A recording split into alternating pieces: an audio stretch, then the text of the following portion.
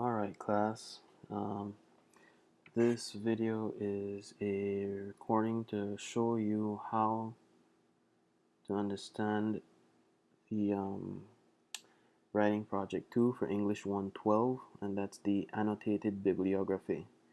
So what I'm going to do is just demonstrate to you where the document is located in Moodle, and I'm going to go ahead and say that this video is a one-time thing, meaning that I won't create one for every semester that I teach 112. So if you're in another semester in the future and so forth, you can just follow along general ideas of what this video is about. So this specific one will be about this semester, fall 2018. Alright, so right now I have open Moodle, and as I have been stating in class, and I should have been stating in class, is that I've already went over or will go over the writing project 2, and normally what I do is I give a handout during that time to help students understand the project a little bit more. Well, one of the things I want to do right now is to show you where to find that document. Well, first of all, you need to go to your Moodle course. So in my case, I have, well, you can see my courses at the side here, but just for the 112's purposes, they're all really the same thing. I'm just going to go to a random course. So when you get to your Moodle course for this class, you'll come to the front page here and see all this stuff. One of the places that you can find the assignment instructions is right here on the front page of Moodle. If you just scroll down, you're going to notice where it says English 112 course writing projects. You click on that, and it gives you 3 files. That's one place you can find it, and probably the quickest place you could. Another place is usually where I introduce whatever week it is that I introduce the assignment. I believe I introduced it this week, yeah, week 7.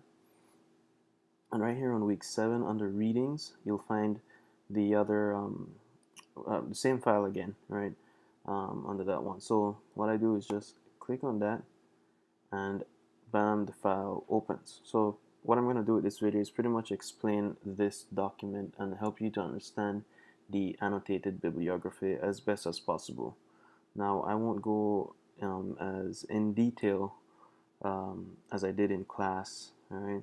So I'm just going to cover some of the basics, maybe sort of jog your memory of what I covered in class. But anyway, so let's go ahead and get started. So the annotated bibliography, obviously in order to do research, to write a research paper, you have to do research. And the purpose of the annotated bibliography, as it says here, is an organizing tool. It does help you when you're conducting research to compile all the information or all the sources that you found out there, because sometimes what students do is they find information and they can't, they use parts of it, but they can't remember where they got it from, and then just end up plagiarizing or something else. So it's really important that you begin to compile your sources and to make sure that you have an idea of what each source is talking about. That's a general idea of an annotated bibliography. It's a list of useful sources cited in APA, because for this class you need to write with APA source, along with annotations about each of the sources. All right. For this assignment, you'll construct an annotated bibliography based on a topic that you have selected to focus on for the semester. So at this point, you've already written, or you probably already submitted your final draft of your proposal, which states what your your research topic is. So that same topic that you chose, you're now looking into the research. You're looking into NC Live or Google Scholar, and looking for general or looking for scholarly material on that. And I do have another video on how to search Shaw University's the library database, NC Live. So if you want, you can go ahead and look at that. But yeah, so that's for that one. So the purpose of annotated bibliography, like I said, it's an organizing tool that's helpful when working on a research project. If you write an effective bibliography, it's used to compile research sources in one location, and it provides you, the researcher, with quick access to the information contained in each source. All right. So I have stated and I continue to state in class that you will need at least 5 sources for your research paper. All right, 5 sources for your research paper. All of them needs to be credible, and 3 needs to be scholarly. Scholarly articles can be found using the Shaw University's libraries, Shaw University Library's website databases, which again I have another video for, and I've already gone through in class. All your sources need to be in alphabetical order. You need to include thoughtful and complete annotations, and you need to, of course, at the end of it, make sure you polish up your work and have the correct grammar, punctuation, and spelling. So, the format for each annotated source. So, for each source that you find, okay, and this is why you're going to notice here I have it color coded, right? Each bullet point is color coded because each bullet point is a different element that you are going to need for each source that you write this annotation on. Okay, so for the first one, for each annotation, for the first thing you want to put on the page is the APA citation. You know that if you're looking for an article through the NC Live, there's a cite button where you can just copy and paste the APA citation from. The other bullet point, of course, is it says here a brief annotation that summarizes the source, and you just use 3 to 5 sentences. Include just the main points in your own words. At this point, I may have already covered what a summary is. So, I mean, that's really all it is, right? And one of the things that I probably covered in class was understanding what is the purpose of a summary from your perspective. So when you write a summary, it demonstrates your ability to understand that text, and that's what I want to see. Please don't, I know when you find a source through NC Live or a scholarly source like a journal article, you'll see an abstract that comes along with it, and that abstract is a short summary. Please don't copy and paste that summary into your annotated bibliography, because that would be considered plagiarism. I want to see your summary, and like I said, all summaries are not alike. Sometimes you might be summarizing certain parts of the text as opposed to the whole thing, and so forth. The next bullet point, you want to make sure that you include at least one quotation from the source that ties into your summary. And after that quotation, so we probably talked in class already about summary, paraphrasing, and quotation. So quotation is being able to understand that, okay, you know how to use quotation, how to embed it or incorporate it or integrate it into your research. Of course, along with every quotation, you need, or paraphrase or summary, you need to always make sure that you have an in-text citation, and that's this section, right? Proper in-text citation for the quotation that you used, right? You need to make sure that you include the author's background. So let me just read this bullet point. Author's background, such as their professional experience. An author biography may appear in the source itself, or a simple Google search of the author would be effective. So if you're looking for an article through NC Live and you found one and you're writing your bibliography on that source and you're looking for the author or authors, sometimes that source will have a short biography of the author, okay, and you could actually use that, paraphrase or whatever. But you can also, if you don't find the information there, you can also just do a simple Google search, right? So if you're gonna do a Google search though, just make sure that you find, you type in the name of the author as well as the name of the article. That way it narrows down to that specific person. And also, I won't need a in-depth, I don't need their entire resume or CV. Okay, I just need something basic to demonstrate that they're an authority in that field of study. Okay, so after the author's background, you want to include the article evaluation, meaning you're going to look at the article and evaluate it yourself. What do you think about it? Does the author include enough evidence from credible sources?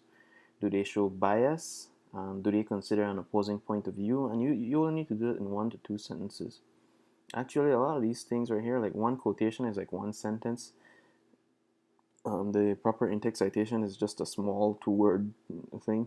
The author's background, just another 1 or 2 sentences.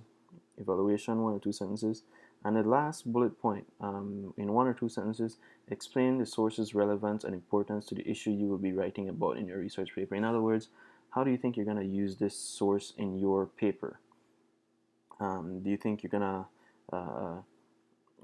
how would it be helpful to the topic that you're talking about and to your research paper? And this is really important because you're actually going to go back to this and try to find out, because when you begin writing your research paper, sometimes you forget what your sources are talking about. So it's good to have the annotation to see what exactly you wanted, or how important you felt that source was to your research. As you can see in this example, the deadlines for this one, this date. If you're in a future semester, then I guess the date will be different. Just make sure you know what that is. Of course, that should be in the semester weekly calendar. I have stated it in class multiple times, I'm sure. So just be aware of that. All right, so now with these instructions comes the sample entry, okay? So this is the handout that I usually give in class, and as I'm going through the bullet points in class, I usually try to have students make an annotation of, what bullet points corresponds to what part of this entry. All right, but notice what I did here was, like I said, I color coded each bullet point, so each color corresponds to the color of stuff on the actual example here. All right, so this is a sample entry. Let's look back at the first bullet point. It's yellow, it's APA citation in proper format. So when you begin your annotated bibliography, for the first source that you're going to be including, right, you include the APA citation, and that's basically what this is. And like I said, if you're using NC Live, you could just copy and paste the citation right there. All right. Next up, we need a brief annotation. In other words, a summary. All right, let's look, and that's, by the way, green. So let's look at what's green here. All right, all of this here is green. It says this article summarizes a variety of recent educational research that finds problems with high-stakes testing. Researchers at several major universities argue that standardized tests are often inconsistent and statistically unreliable. Others point out that because standardized tests are meant to create a bell curve pattern of scores, they fail to test students on what they have been taught. Other researchers have noted a sawtooth pattern to test scores as teachers learn to teach to the test until a new test is introduced, when scores again go down. Researchers for the RAND Corporation note that while standardized test scores show improvement, a state's average SAT or ACT scores may remain the same and affect the term score inflation.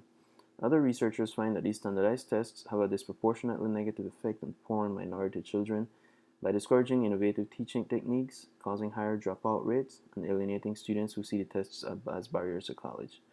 All right. This is usually the part where students get scared with. They're like, what? Summary. Man, that's crazy. First of all, students get scared because of the way this sounds, all right? This example was written by probably a professional in the field, okay? Meaning like someone with a really higher education. So you might listen to the language of this and feel like, you have to match it. And no, you don't have to match this. When you write a summary using your own words, I want to hear your own voice. Of course, because it's still a professional document, a formal document, you need to have proper grammar and so forth, but or standard English. But still, I want to hear your voice, so you don't need to sound all academic in that sense. Just summarize the main points and so forth. Next up, another reason students get scared too is because they look at the length of this and they think, oh my lord, I don't know how I'm gonna summarize that much. No, notice here it says approximately 3 to 5 sentences. All right, so just 3 to 5 sentences. Just try to summarize as much as possible. Summarize the sections you need and so forth. But please also note that I said here you need to include a thoughtful and complete annotation, meaning that you don't just write short, simple sentences like this article was good. It is about such and such. It is, and try to shortcut your ways through the sentences to have 3 to 5 sentences. I want you to have a thoughtful summary. So again, yours probably won't be as long as this. All right, so that was a summary of that article right here. We're gonna go up now. Okay, the next bullet point says you need to include at least one quotation from the source that ties into your summary.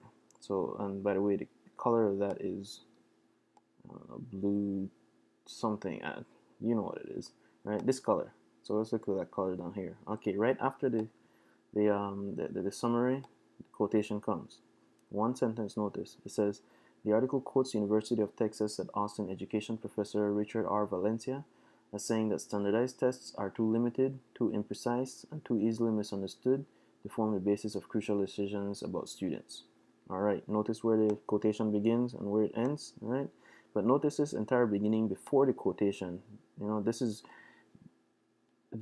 a proper introduction of that quotation. Students a lot of time students of mine in the past have made a lot of mistakes where they just drop a quote. So like the entire here, they begin open quotes here and end quote there, and that's it.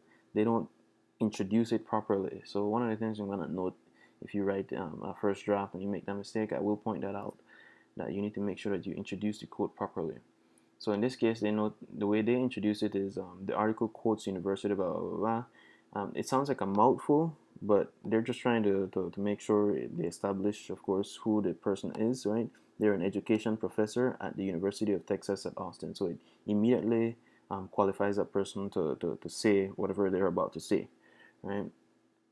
As saying that standardized tests are too limited. Notice how it just blends in with that sentence, right?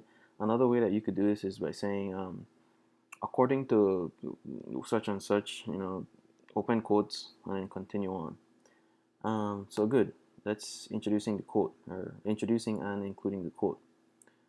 It says here you need to include the proper in-text citation, and that's in purple. So let's look. Okay, purple, short, right? Right here, and in APA format, in-text citation, the basic form for that, or the basic citation for that, should always be last name, comma, followed by the year, right? In this case, that's basically what they did, the year and the last name.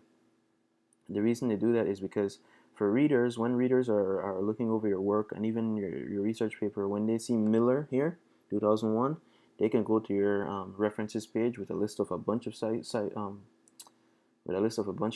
sources, and they can just immediately identify, okay, Miller, all right, so it comes from that article, right, published there.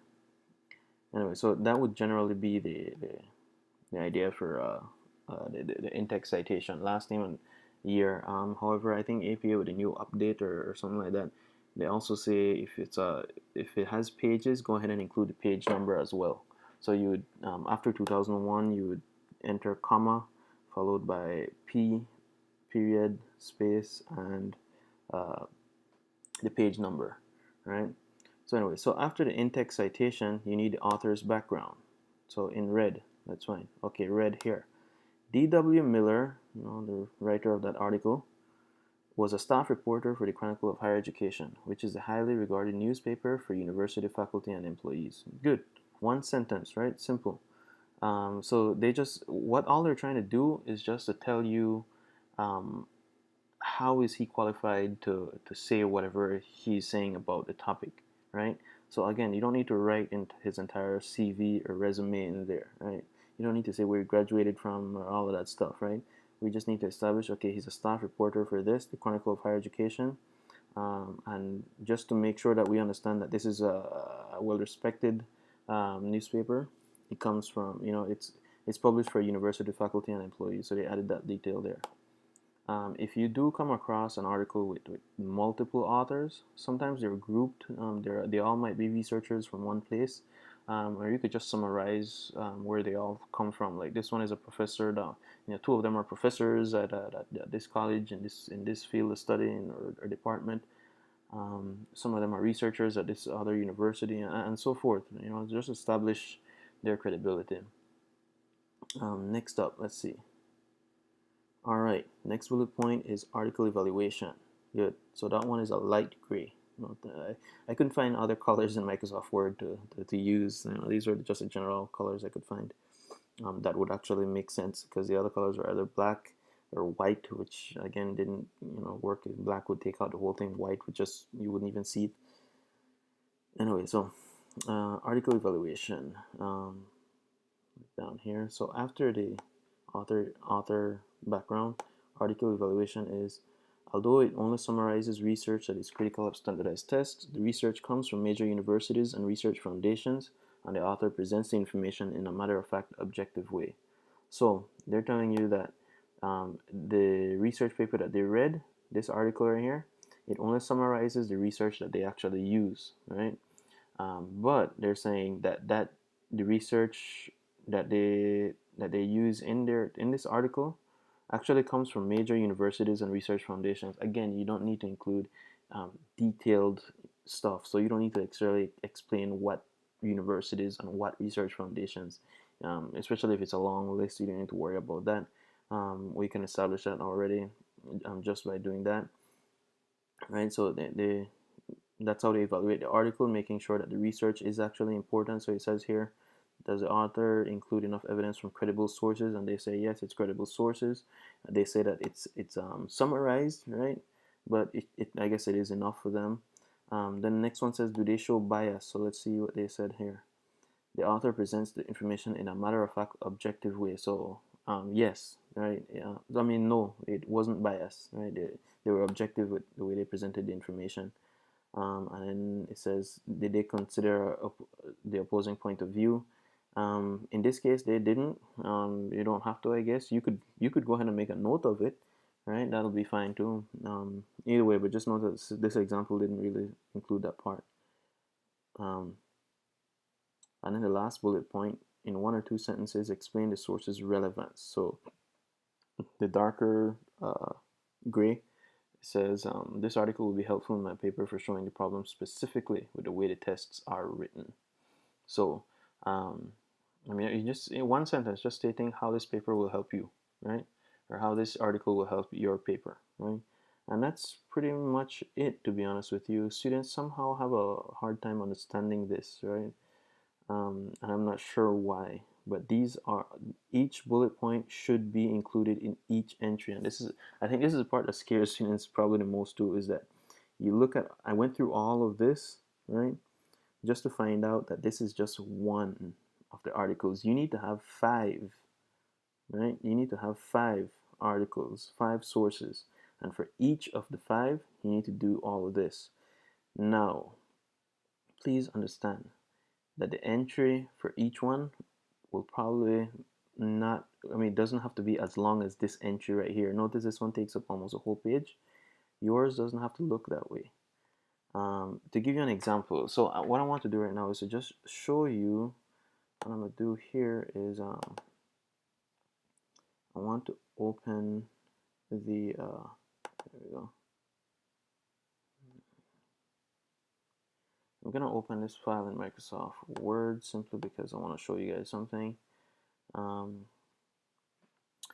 Alright, so the file is in Microsoft Word. I want to go ahead and copy this. I want to show you how this should look in your actual, I'm copying this, in your actual paper. So when you actually write your annotated bibliography, you can go ahead and open up a new document, and like I showed you in class, one way that, if you just want a quick way to open up your stuff, just make sure when you open a new document and it takes you to the part where you can select templates, just type in APA, right? And yes, it's 6th edition you want, so it'll open a template for you, right? All your stuff up here.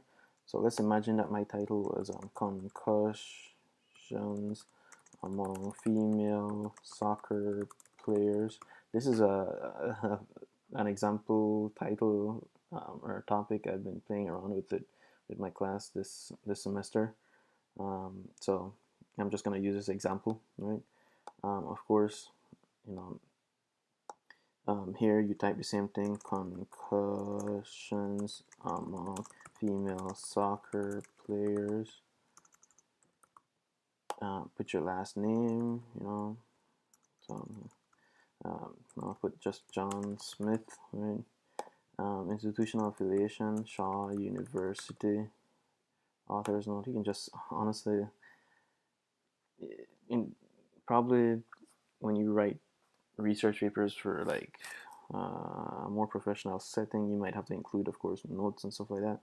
But in this case, I'm okay with just doing something like this. ENG112. Down here, you can just simply put the date. right? The date that it's due, whatever. So I know it's like October 12th, 2018, in this semester, for this semester. All right, the template that you download, right? It comes with an abstract. We don't need that. You don't need an abstract for this assignment, so you can just go ahead and delete that part, right? That can be deleted as well. So here, notice that because it's a template, whatever title you typed up here also appears down here. Now all of this part right here, I'm gonna go ahead and see if I could. I need to delete all that. So it comes with a whole bunch of stuff. It comes with tables, figures, how to do all that stuff, templates. We don't need it stuff at all. Right? So you can just go ahead and delete. You don't need the references page either. Right? All we need is just, because each source comes, each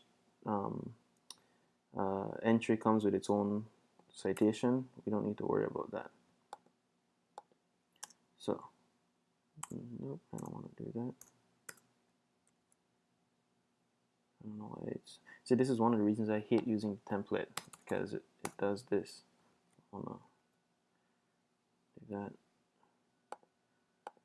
I guess if you just want to delete all that stuff and not mess around with the template too much, I guess we could just up to here. And here we just keep the body. So I already copied the sample. I'm gonna paste it in here. And this is my sample. So I'm gonna just make sure this, I don't need this sample entry part. I'm just make sure that this all is properly set. So take off that bold. All right. So according to the sample that I gave you guys, that's how it should look on the page. So we're gonna try to make it look on the page like that. And of course, this needs to be hanging indent. So you press Enter, then Tab, and it does that. And then you could just begin a new one like that. Yep, indented. So it's indented here. Good. So pretty much this is how it should look, right? You don't, of course, take away the highlight. I don't need the highlight. All right, this is how it should look. You have your citation there, you have your summary, and all the other bullet points you need. Now, if your stuff, right, if you have written something, right, so I'm gonna just copy, I pretend that I'm gonna copy this and I'm gonna paste it again on the next page, right, but just pretend that it's another source that I'm doing that for, right? If for whatever source you have, if it only takes up like half the page, let's pretend, you know, it takes up half the page, please don't begin the next entry on the same page, right? Just press enter and just press enter, put the cursor in front of the topmost part, press enter until it goes up to the other page, right? And the same thing, so on, right? So at the end of all of this, right, you should have a cover page along with 5 pages. 5 pages because you have 5 sources, right? So 1 page for each source. And like I said, please don't let that 5-page thing scare you, because some pages might just be half a page, right? Depending on how much information you include in for each source, right? But like I said, they need to be thoughtful and so forth, complete, all right? Good. And that's pretty much it. Just make sure you save your document and all that stuff. And that, like I said, that's pretty much it. That's all it is. You can feel free to just rewind, go rewind or whatever, go back and forth with this video to just see exactly what I'm talking about. But I hope this clarifies a lot of questions and so forth. And of course, please feel free to email me if you have any problems. All right, thank you for listening. See ya.